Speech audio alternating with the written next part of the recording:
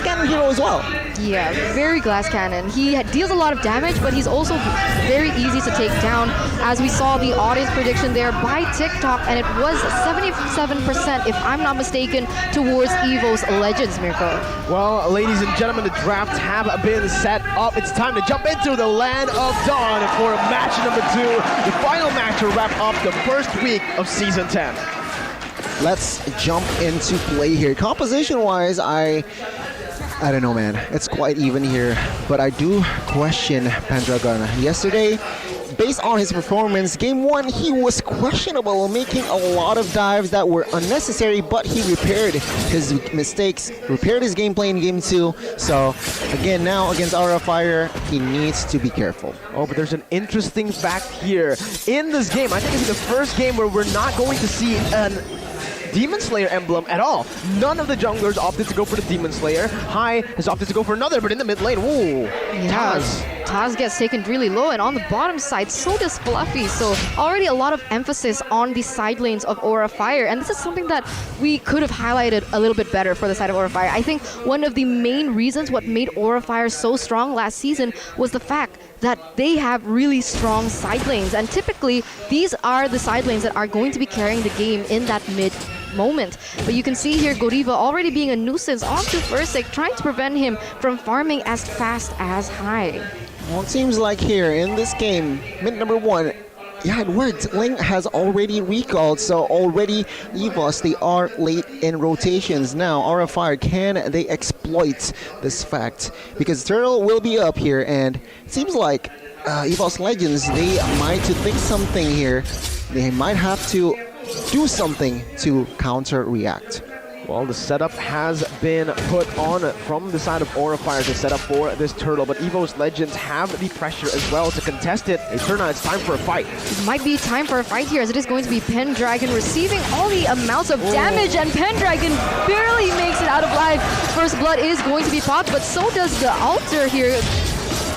And Godiva is going to be doing a lot for his team. The Tempest Blades has been popped as well, but it is going to be the turtle taken in by Hai this time around. Aura Fire leading with a 1,000 gold lead and a turtle into their name. First objective and first kill. This is Aura Fire that we all know. That early game dominance already placed onto EVOS Legends with, again, Fluffy rotating faster than Pendragon in this game. I mean, well-timed plays as well. Well-timed execution as well. I mean, Facehugger got his 4 on the perfect timing. Popped the old altar, and yeah, Aura Fire can engage more. EVOS, they were flabbergasted at that point. Yeah, they really were. I like that with the choice of words here, but look at Godiva. Again, such an absolute menace. You have a Baksha that can kind of withstand that damage, but look at this, Godiva. Gonna get taken down. So Godiva likes to do this. He likes to go for those really aggressive plays, and now it's starting to come back to them as a double-edged sword. EVOS Legends are going to utilize this fact to be able to put a little bit more pressure on the map and buy Ling a little bit more time to catch up, but Pendragon is receiving so much damage from Hai. How is this possible? This is good for Aura Fire because they don't necessarily need to kill Pendragon to get the pressure on him. But Fluffy, I think he might have overstepped there, losing out on a very crucial battle spell. He won't have that for the next turtle fight, and that might cost him his life.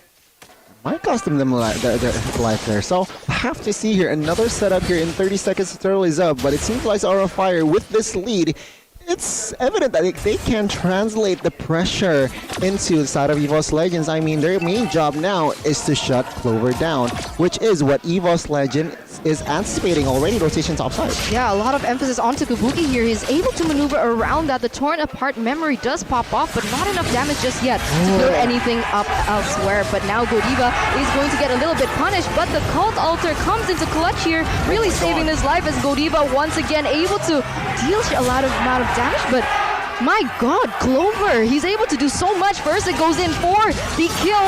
The Tempest Blade gets popped off as well, but he barely escapes as it is going to be Godiva taken down for the second time here in this game. And Aura Fire they're still going to make a move on this objective. The typical Aura Fire aggression ends up with actually EVOS Legends getting the dub here, but look at this again. EVOS, they're not backing down. If you want to keep fighting, we will do it as well. EVOS Legends actually matching up that early aggression really well here, putting Aura Fire in a tough position. They are putting Aura Fire in tough position, so it seems like EVOS Legends slowly and steadily here, they are trying to claim more control in the map. They were trying to initiate top side, which, yeah, Aura Fire with the counter setup, they already, but another turtle fight might brew here, are brewing here at Tierna. Yes, rotations here coming in from Bajan onto Godiva very aggressively, and I'm not really sure if that's going to be the perfect target for them just yet, as High is on standby with that retribution. The Cult Altar gets popped up, and so does that Tempest of Blades to take Versik once again with that retribution to be able to get that turtle as well. So EVOS Legends now 1-1 in terms of that neutral objective. The targeting from Aura Fire isn't on point every single time. Notice how High's always used his ultimate on Pendragon, on Bajan, and that's because EVOS Legends have always positioned themselves in a proper manner. Link comes in the end when he knows he needs to go for the turtle, but if not, they don't risk their position. They wait in the back, and now it's time to take a look at the items. I mean, item-wise here, Carry is sitting at a comfortable gold here. It seems like the HS already secures here, so providing enough damage for a fight, but to add more depth, he needs that golden staff. Let's take a look at Eamon there, already with the Genius one, so expect a lot of damage, even though, especially from the side of EVOS Legends, there are no Athenas built just yet. It does seem like Godiva is going to be rotating and putting a lot of emphasis here in that top side, preventing Kabuki from being taken down or even ganked on. So now with the Killing Spree emblem that we also see Kabuki on, it does seem they are going to rely heavily onto Kabuki here in the mid to the late stages of the game. Well, in the mid stages of the game, it's going to be actually, I don't know, because both of the teams have proper... Yeah, I think both of the teams have an equal draft here when it comes to that mid game. Both teams getting that power spike basically around the same time. And with the Valentina Cult Altar Steel, he can provide the same amount of pressure, just like they're doing here. Yeah, Godiva is going to be the target of all, but the Cult Altar once again gets popped off and buys him a little bit more time. Is it going to be enough though? As Versik is going aggressively into the backside, Godiva gets taken down by Versik, as well as that Tempest of Blades to get him out of that sticky situation. Pendragon is going to be the next one to fall though, so it is still a 1-for-1 trade, a roamer for the EXP laner. Oh, perfect timing on that Tempest of Blade as well. The shards was about to hit the hands of Versik, but with that Tempest of Blade, he was immune. It was 1-for-1 here. Again, the roamer for Pendragon, so I could say it's an equal.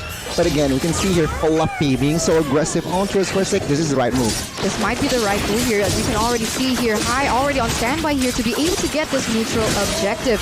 Godiva is going to be on standby as well, but this is now going to be an uncontested turtle, the third turtle of the game, into the hands of Aura Fire, now leading with 1,600 gold. Oh man, Aura Fire, with this gold lead, this is gonna get really good for them. I mean, they can get to those power spikes really, really fast, especially Kabuki here, who's already winning in lane. One level up on Clover. With Kabuki, mid-game is going to be much better from Aura Fire. The thing is, it was even up until that turtle. Now with Kabuki getting that slight lead, they can actually start to put pressure in the jungle. That is exactly what's happening here. On screen, you can see Bajan going heavily against Godiva, trying to do a counter play here, but he's receiving a little bit too much of damage. Pendragon doing his best. They're buying time in that mid side as Facehugger gets taken down so low, but luckily he does still have the time to escape that situation. Luckily, Sprint was there for the, it was inside him. And yeah, take a look at Kabuki already with the OD. Daz! Is he going to get taken down? The answer is going to be yes. Clover already dealing an immense amount of damage onto the members of Aura Fire now as they are forced to retreat. This is going to inhibit Aura Fire from being too aggressive. That was super fast though. Did you see how Taz reacted to that? He clicked on his Cult Altar almost instantly as he saw High pop out of his stealth. And those little crazy wins is going to be so important as Kabuki just deals so much damage with that Torn Apart memory, and they're pushing the pace here, trying to seize out the base. Bajan is going to be the focus, and he is going to be the one taking down Aura Fire with yet another kill. Clover Clover now caught in a bad situation here. Kai, unfortunately, is not yet able to take him down. A little stalemate here between... Oh my god, but what? Kabuki with the torn apart memory, going to seal the deal onto Clover in that top side, giving once again Aura Fire a better lead here in the 10th minute. What an incredible display of crisp, clean decision-making by Kabuki. Even though EVOS had everyone up, he knows that no one was there to defend Clover. I almost miscalculating that. It could have been a blunder, but there was no EVOS members to capitalize. And now it's time for them to look for another fight. Cult Altar is going to be popped here from the side of EVOS Legends, as Taz is going to be the focus, and Killing Spree instantly is able to be taken by the side of Kabuki. Once again, that torn apart memory comes into clutch as 2 members now taken down. Aura Fire, they're not stopping. Gani, what happened? It felt like after that one team fight, Aura just took complete control of the game. Itemization, man. Hai already collected his Divine Glaive and Calamity Reaper, so the basic attack and as well as the penetration comes in. Percentile projection is there. And of course, Kabuki with that BOD, I mean, it's so evident, right? The damage is just so much. So much damage right now, as you can see that the Lord is already marching in that top side. Aura Fire gonna focus and take away that turret in that mid side, as Hai seems to be looking for a play on Kataz. He is going to be taken down, but look at this. Fluffy goes in for that Falling Star Moon onto 2 members. There is no follow-up just yet, as they don't want to gamble this one out. The minions are still marching down there in that mid side, but Aura Fire, they're just focusing on that bottom lane.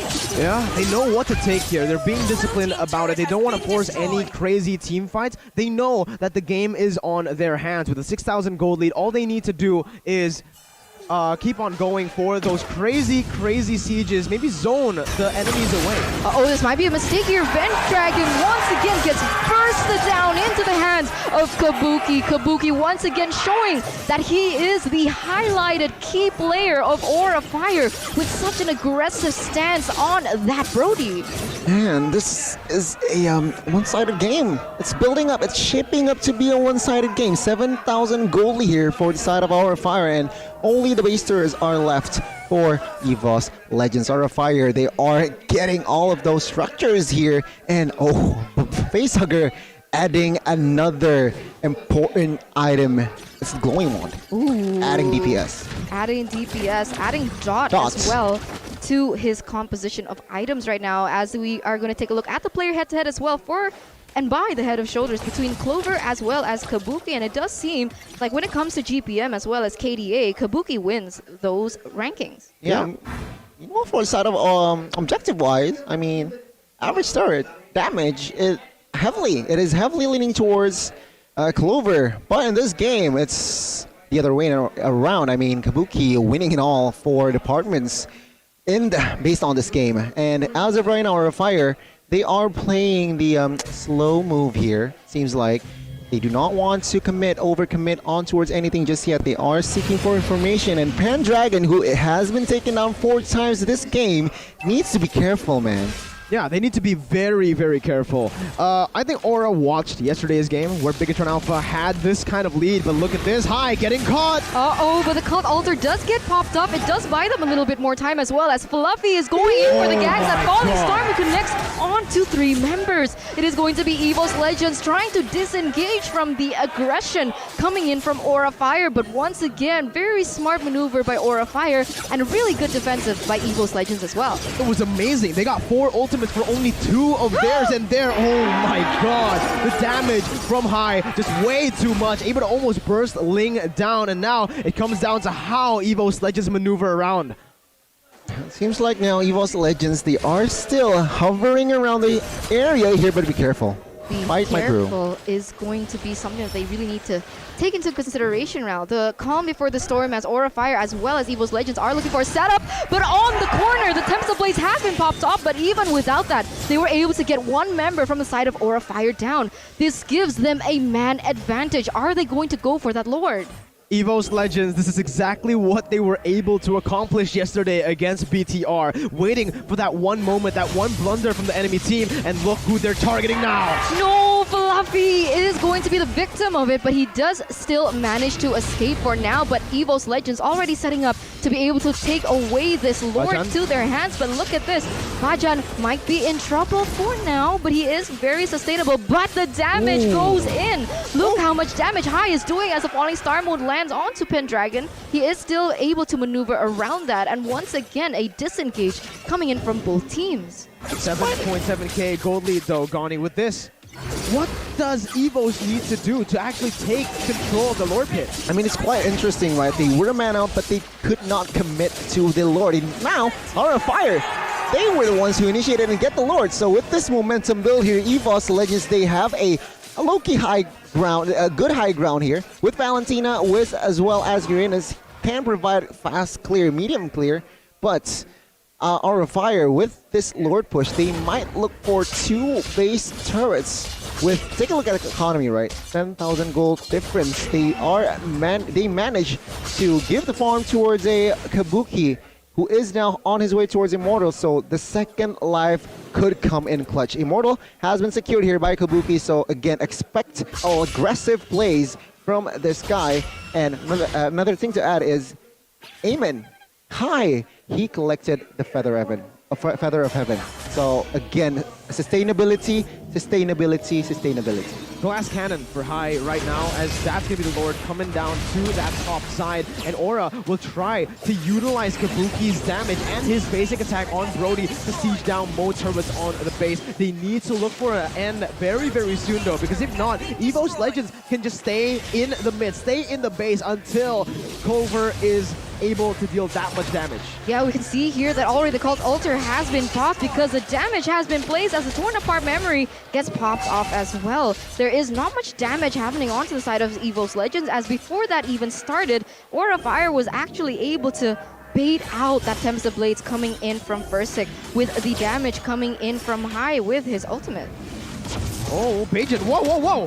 This might be a mistake. He gets popped out with so much damage, but look at this. It's actually going to be Taz taking away Godiva firsthand. Cult Altar is going to be placed once again to buy them a bit more time, but with one man down, even EVOS Legends, they don't want to commit onto this. And I really like how Valentina is playing, how Taz is playing on this Valentina. Always just trying to steal away the Cult Altar. Never trying to be too creative with it, as we've seen Valentinas in the past do. Damage dealt presented to you by Axe, though, shows that High is dealing so much damage, but followed there by Facehugger and Kabuki with a very slight margin. Yeah, I mean, 3 members from the side of Aura here is on top. So again, Aura of Fire with their somehow items, of course, they can give maximum damage output here towards the side of EVOS Legends. That is what EVOS Legends need to be aware of. They need to build a defensively, but take a look at Fluffy here, taking a chunk of HP from Clover here. But EVOS Legends, they can breathe a sigh of relief for now, even though they are down 10k. But it seems like they are not really defending their base. They can still explore, they can still look for pickoffs here. So Aura of Fire, they need to be more proactive here, especially in the next 2 minutes when the Lord is up. Yep, the Lord is up right now, and Aura of Fire are still grasping onto that gold lead. With the gold lead and with the obviously base, well, the turret lead that they have, they can actually just have this complete push all around every single time, even without them micromanaging the waves. And because of that, Aura can just invade in the jungle. Versik's flow buff is going to be taken here. Yeah, it does seem like that is going to be the case, but look at this. It can be Fluffy here taking an immense amount of damage. The Cult Altar has been placed as well, but look at Versik. He goes in straight into the middle of everything with the Tempest of Blades, but High still has another chance. Actually, he doesn't, as High, one of the most important members from the side of Aura of Fire to be able to contest this next neutral objective, is going to be taken down. Will they go for it as the minion waves in that bottom side is pushing? This is where the wave pressure is going to be insane. It's going to be big for Aura of Fire, because with the waves, they can actually buy more time for High to come back. And in the 19th minute mark, the death timers aren't that punishing yet. It's still High now on a 20-second death timer. They can buy time for this, but they need to play it right. EVOS Legends on the Lord, but Aura, they need to force them back. We can feel the energy coming in from the audience right now, but look at this. Versik is going to be in trouble here. The Temsa Blade is going to be forced to pop up. Kabuki. There is the Cult Altar right now. Kabuki. But look at Kabuki. Kabuki is going to try the end the game. Oh, The tower is going to be the target, and without the Lord, no problem. Aura Fire is going to take game number 1 against EVOS Legends. Exactly how I said it. The minion waves will be massive in that moment where